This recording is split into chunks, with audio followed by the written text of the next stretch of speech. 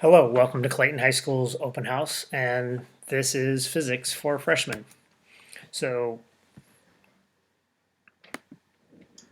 I'd like to take a brief moment to introduce myself. My name is Rob Laux. I'm born and raised here in St. Louis. I have a Bachelor of Science in Biology from Truman State University.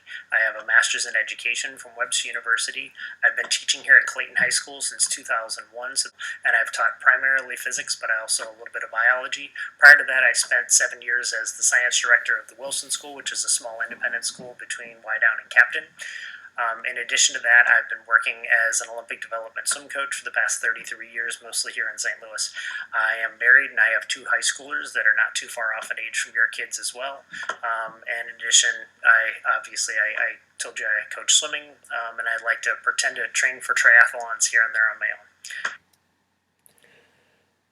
So why do we take physics first? Some of you may have been quite alarmed when you found out your kids were taking physics first, but in a nutshell, physics allows the kids to have concrete experiences, which allows them to build a depth of knowledge and skills which will be beneficial as they go up through chemistry and biology. And quite frankly, the reason they took biology and then chemistry and physics when we were growing up is because 120 years ago, they put them in alphabetical order: biology, chemistry, physics, and taught them that way right out of the gates when U.S. started putting together a public school system.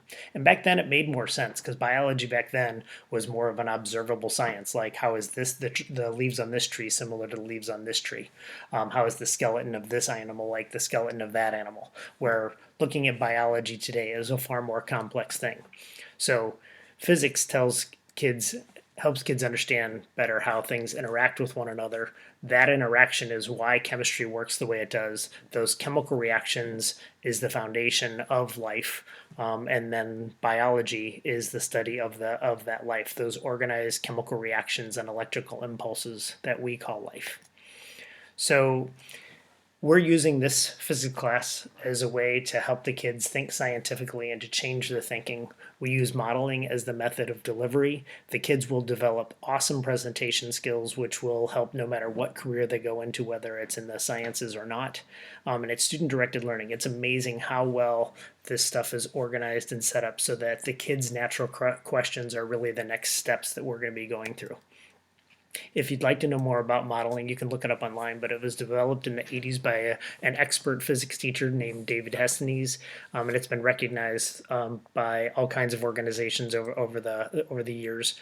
But ultimately, it's a cycle of students making observations, coming up with questions about those observations, making predictions, then designing and carrying out experiments to find out the answers to the questions, collecting real data and analyzing that data, learning how to report that data out with multiple representations, and then repeating that process to better understand either more about what they were studying or the next set of questions they can quarter. Throughout the year, the students will develop the skills necessary to build and interpret graphs, learn how to come up with detailed verbal descriptions or written descriptions of motion, which might be very basic, like this: a high inclined baby moved faster than a low inclined baby. The baby rolled at a constant speed. Versus just after a few class periods of working with this information, they might interpret that same data a different way. The baby on the high or low incline rolled down the tube at a starting position of 0. On the low incline, it moved in a positive direction at a constant velocity of 6.3 centimeters per beat for 18 beats, and more description about the high velocity BB. Being able to pull real information out of those graphs, understanding what a y-intercept represents, what the slope and the steepness of the slope is, the values that goes with those, they're going to have a much stronger understanding and ability to use those than perhaps before. We also use other types of representations. For instance, in this case, notice that the motion represented by the orange dots and arrows. The dots are further apart and the arrows are longer, suggesting whatever's represented by the orange dots and arrows is moving faster per second. It's got a greater change of position, and the arrow is actually longer than the object moving by the blue arrows and dots. So having those other types of representations allow kids that maybe learn or think a little differently to hang their hat on an idea and better understand ways that don't come to them as quite as easily. We do use mathematical representations or mathematical equations, but they're the results of the kids' experiments. They're not because we just threw an equation and said, hey, this dude in Europe, several hundred years ago came up with this great idea, and now we're going to use it to explain things. So here's some other units we'll look at throughout the year: uniform acceleration, Newton's laws or forces, electrostatics. We just finished up an energy unit that was qualitative, but the students will have enough skills by springtime to be able to quantify those same concepts. And then uniform circular motion and universal law of gravitation, if time allows, later in the year.